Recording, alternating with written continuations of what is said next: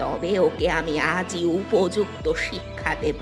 তুই শুধু রহমতের সামনে সাহস করে সব সত্যি কথাগুলো মুখ ফুটে বলবি।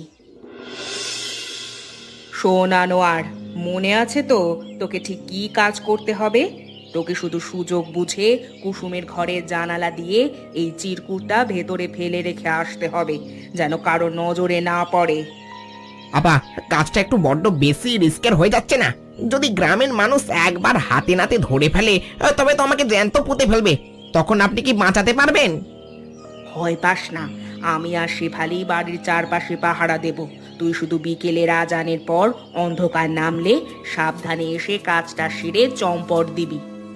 টাকাটা কিন্তু আমাকে কাজ শেষ হওয়ার সাথে সাথে হাতে হাতে বুঝিয়ে দিতে হবে আপা।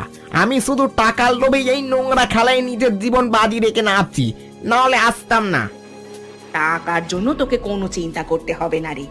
একবার যদি কুসুমকে এই বাড়ি থেকে আমি বিদায় করতে পারি, তবে রহমতের সব সম্পত্তি আমার হাতে চলে আসবে। এই মেজ বউটা না দেখতে মাশাআল্লাহ অনেক সুন্দর। ওর পবিত্র নামে মিথ্যে কলঙ্ক ছড়াতে আমার নিজেরই কেন জানি না একটু খটকা লাগছে।